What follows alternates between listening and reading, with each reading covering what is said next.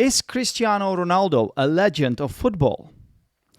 Does the Portuguese team benefit from him playing every single minute of every single match and taking every single free kick? Is it time for Cristiano Ronaldo to go? And what do the verbs rant, tarnish, and sulk mean? Hello listeners, welcome back to the Footglish Podcast. My name is Zdenek Lucas and you're listening to, hopefully, your favorite English learning podcast about football. And today I'm going to talk about Cristiano Ronaldo. I have to give you some context. I'm recording this episode right before the semi-finals of Euro 2024. And we know that Portugal have been eliminated. They are out of the tournament. Cristiano Ronaldo will not add another appearance to his tally. Yeah?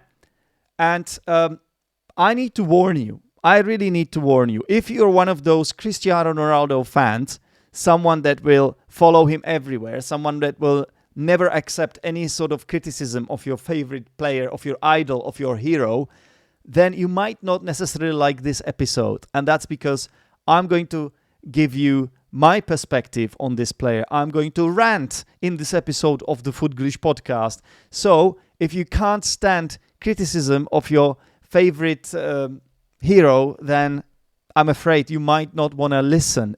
You might not want to keep listening to this episode. Anyway, I'm telling you, this is just my personal opinion. This is my view, my perspective. I am someone who has played football himself and not at a professional level though, okay? I played football all my life. I've always loved it, but I've never been a professional footballer. I've got my views though. I've got my opinions, and that's what I'm gonna give you today. So we need to say that Cristiano Ronaldo is a true legend of football. In the last 2 decades, for sure, he has been one of the best players to run on the football pitch. That's without any shadow of the doubt. Absolutely no one is going to dispute that. If we look at the statistics of the European Championships themselves, he holds the record for the most appearances with 30 caps for Portugal. Yeah. In the second place, you have Pepe, also from Portugal, with 23. After that, Manuel Neuer from Germany, 20, and then other players. Then Cristiano Ronaldo also is the top goal scorer of all time of the European Championships with 14 goals. In the second place, you have Michel Platini of France, and then Antoine Griezmann, Alan Shearer, and Alvaro Morata with 7 goals. We also have to say that Cristiano Ronaldo scored the most goals in the qualifiers. Yeah, 55. You have got Harry Kane in the second place with 29. And we should also say that he is the best assister of the game of Euros, because he made 10 assists. And in the second place, you have Andrei Arshavin, Bastian Schweinsteiger, Dani Olmo, and Kevin De Bruyne with 5 assists. So we need to give Cristiano Ronaldo a lot of credit, of course. This is undoubtedly true, and it cannot be questioned. It cannot be disputed. It will really be hard for anyone to break these records as well, okay? But I would like to talk about Cristiano Ronaldo's role in the current Portuguese squad. So, as of now, like I said, Cristiano Ronaldo has not helped his team to progress in the tournament. They have been eliminated. Also, in this Euro, Cristiano Ronaldo has no goals. As far as I know, he's got 1 assist. And, of course, we need to say that he missed a penalty. And then he scored 1 in the shootout. It's that famous moment when, after failing to score that penalty in the extra time, he started crying, right? And every other Portuguese player had to console him, had to hug him to make him feel better, right? And then he scored that goal and he was apologizing with a gesture, sort of to say, I'm sorry guys, but now I'm back. I'm Cristiano Ronaldo. Basically, the argument I'm going to make here is that Ronaldo doesn't make his team better. It's the opposite. Ronaldo makes his team worse right now. It didn't used to be like this in the past. But the way it is now, the 39-year-old Cristiano Ronaldo, with his mentality, he does. I know he's a hero, he's a legend of the football, and he has a winning mentality, and you want that in your team. But I think, in some cases, it may become a bit toxic and actually counterproductive. And that's what's happening, because it feels to me like every single time Portugal played, it was as if they played with 10 men. Cristiano Ronaldo does not press. He does not close players down. He doesn't really run much. He only runs. He makes a few sprints when it really matters, you could say. But those didn't lead to anything, really, apart from one goal that he, really contributed to with that assist. I can't remember anything that Cristiano Ronaldo did in this tournament. And then you have the story of the free kicks, yeah? So he takes every free kick you can imagine, every dangerous free kick, let's say. Of course, he doesn't take corners, right? But every dangerous free kick outside the box is his, yeah? Now, he doesn't let anyone near the ball. Except in the last game, I think he let Bruno Fernandes take one free kick. But if you look at all big tournaments, Cristiano Ronaldo has actually taken 61 direct free kicks at major international tournaments. That's a large number. And guess how many goals he scored from those? Only one. In one game, he managed to equalize with a free kick. You might remember it. It was a sensational one. But he is not the player he used to be. He does not score from free kicks anymore. Yet, for some reason, he seems to have this privilege to take every single free kick. No one can take the ball from him. There is a clear hierarchy in the Portuguese team, and no one can. He's untouchable. Ronaldo is untouchable. He cannot be stopped. He's just going to take the ball and shoot. Yes. So this is a problem in my opinion, because you've got fantastic players in the team, some young talents that could really help the team, that the Portuguese team could benefit from. And Cristiano Ronaldo, he plays all the time. He never gets substituted. Yeah. This is weird because in the last World Cup in Qatar, it was different. I think the manager was different, and he recognized that Cristiano Ronaldo wasn't the same player anymore. But, of course, when Cristiano Ronaldo gets substituted or when he's not played by the manager, it creates problems, it creates rifts, because Cristiano Ronaldo is never going to be happy about that, right? He's never going to accept that role of playing second fiddle. He always wants to play. Now, as a player, I understand that. But there comes a point where you have to realize that you are no longer that player and that you need to think about the team. You need to think about the bigger picture. You need to realize that you're actually dragging everyone down. You are not making things better for your team. And football is a team game. You should think about team success. And I don't think Cristiano Ronaldo is. Now, if you look at the number of minutes the Portuguese attacking players have had at these Euros, then you will learn something remarkable. Cristiano Ronaldo, 486 minutes. He played every single minute of the tournament that he could. He was never taken off, right? Now, in the second place, you have the left winger, Rafael Leao, with 289 minutes. And after that, Francisco Conceição, the right winger, with 181 minutes. And then João Felix with 105 minutes. So slightly above one game of football, right? And then you have Pedro Neto, 121 minutes. Diego Jota, below 100 minutes. Yeah, this is unbelievable because you're talking about some excellent players who are in their mid-20s or early 20s in case of Francisco Conceição. So Cristiano Ronaldo is just taking their place, in my opinion. Yeah, he only plays because of his name. Yes, he is a legend. Yes, legends deserve respect. But, should you never be substituted at the age of 39? Now, I know he's fit. I know he's in great shape. Like, no one is denying that. No one is disputing that, of course. But, to be honest, should you have a status like that? Should you have a position in a club like that? Some sort of god that no one can touch? Is that healthy for you? Is that healthy for your team? Or is it toxic? Now, remember Ronaldo's previous clubs. Juventus, right? Of course, Real Madrid, he was excellent there. But then there was a time where he decided to go. And then at Juventus, at first it was great, but then, it wasn't that great anymore. Then he had a spell at Manchester United. Ten Hag played him the first season, but then it went downhill with him as well. And every time Ronaldo was substituted, his reaction was that he didn't think about the team, he thought about himself. He was angry, he was upset, he was sulking, he was not talking, he was just going absolutely nuts. He was going crazy.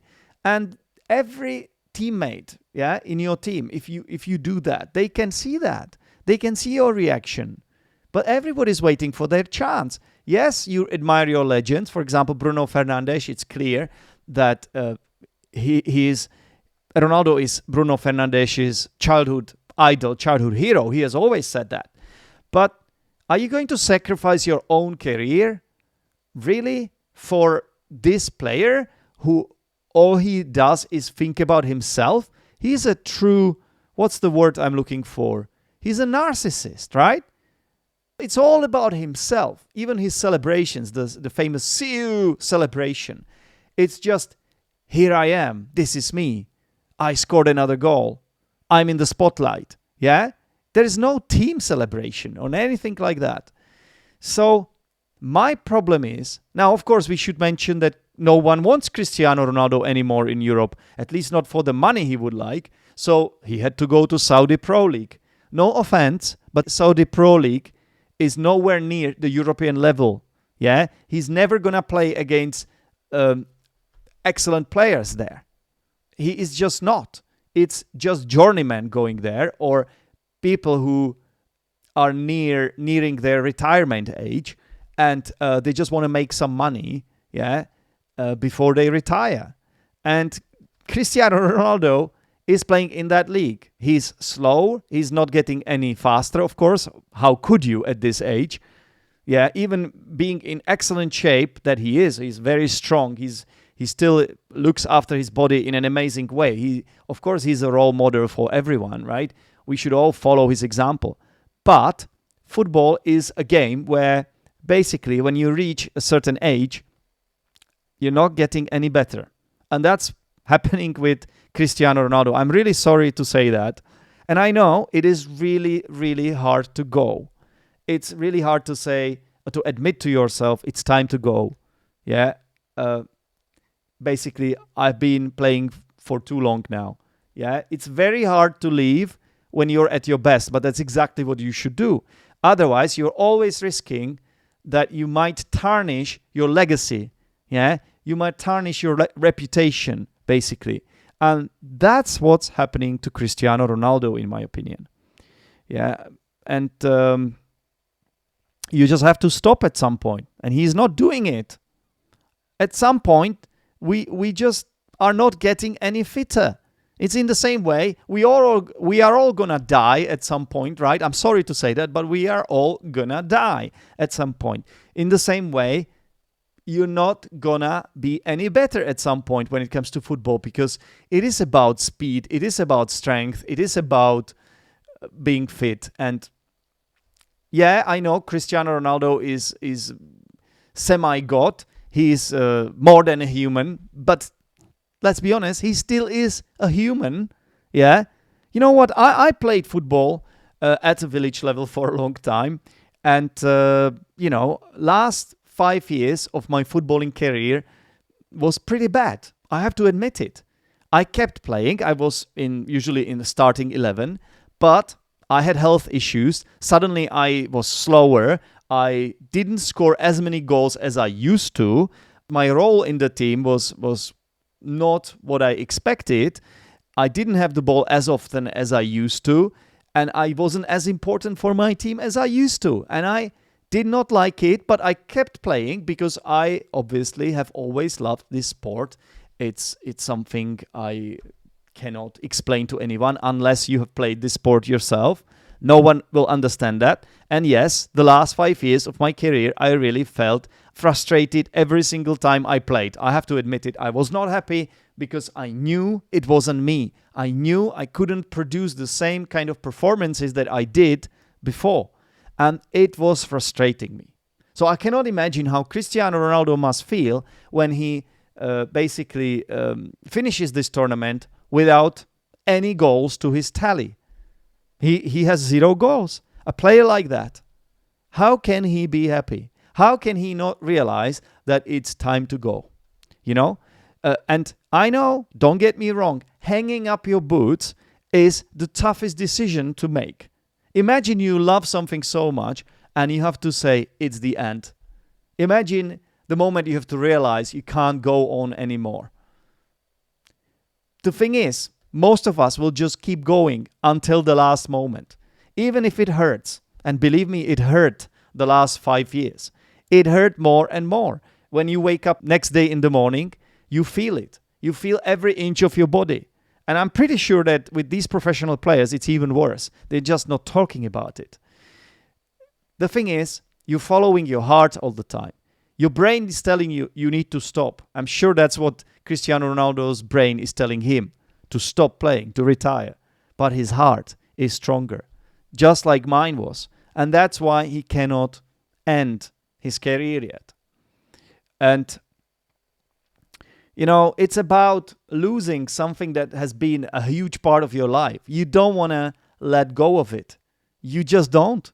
You don't want to lose that emotion of being on the pitch, being part of a team, making an assist, scoring a brilliant goal, heading the ball, making a tackle.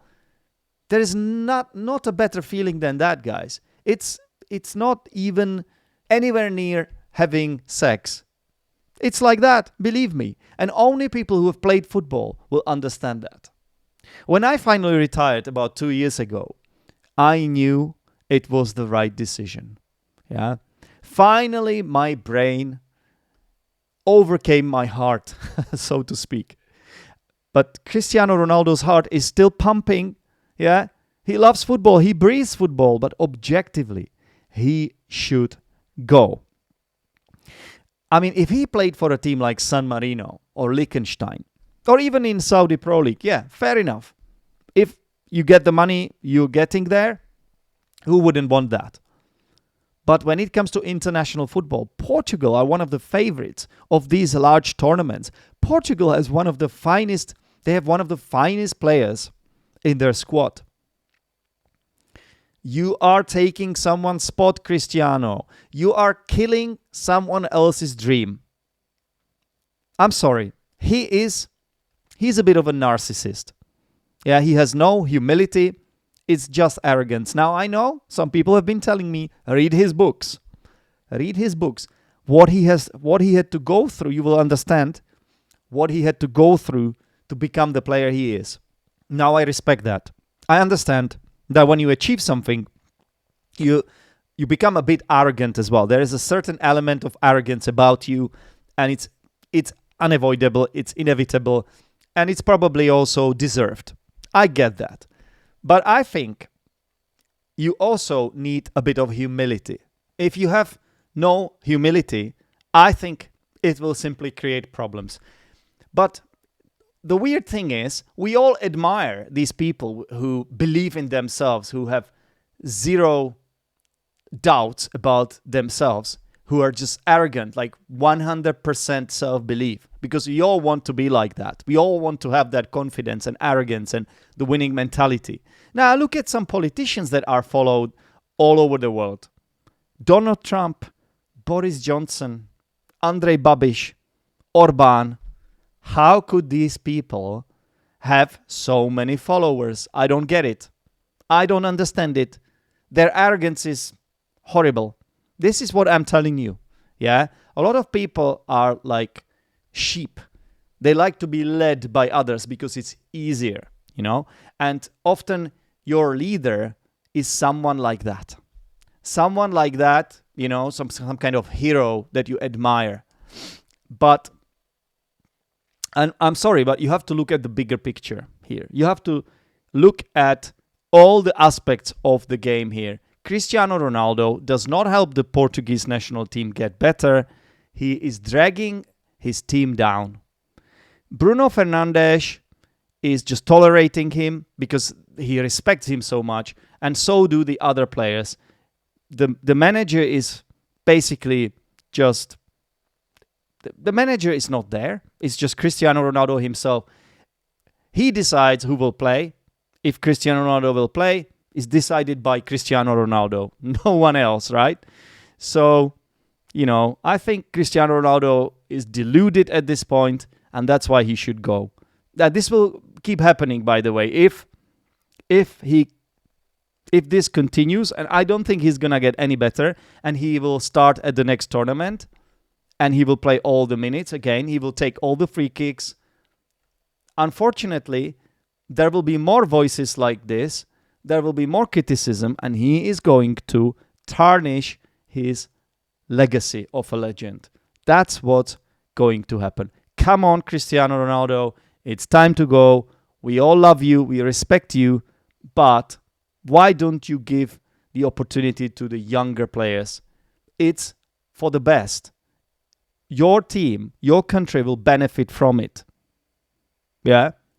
I think that's what needs to happen. I hope you understand what I was trying to tell you in this episode of the Footglish Podcast. It was slightly different to the normal episodes, and feel free to dispute with me. Feel free to have a debate. Send me an email at teachersdenek@gmail.com.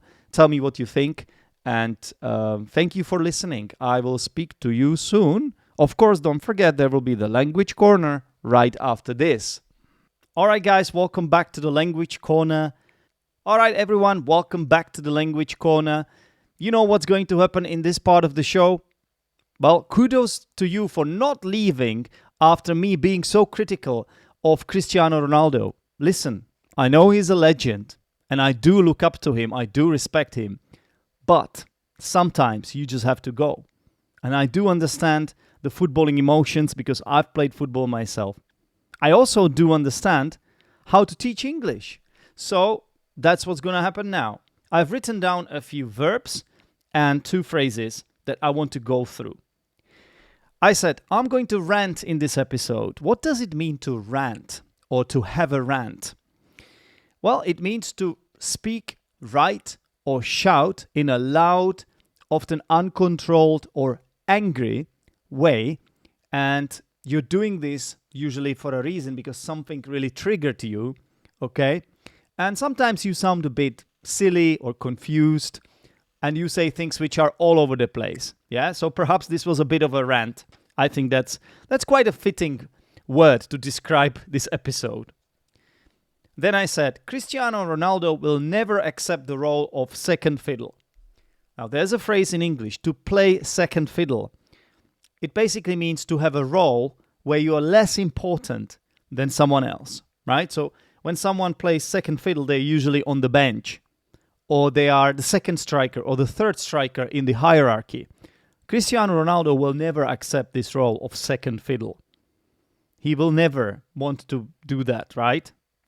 He will always want to be the number one. Okay.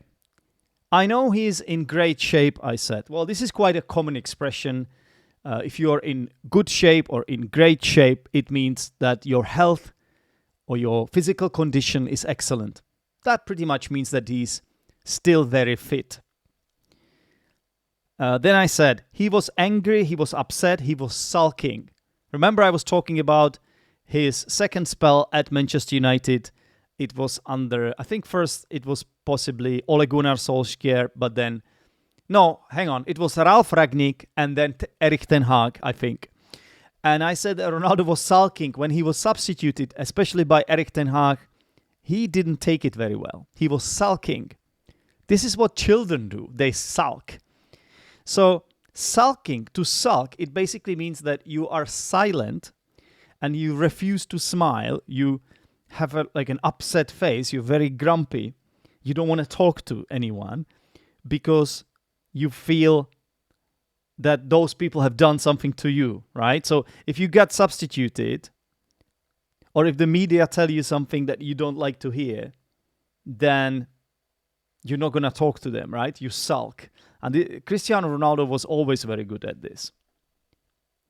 Then I said, you're always risking that you might tarnish your legacy.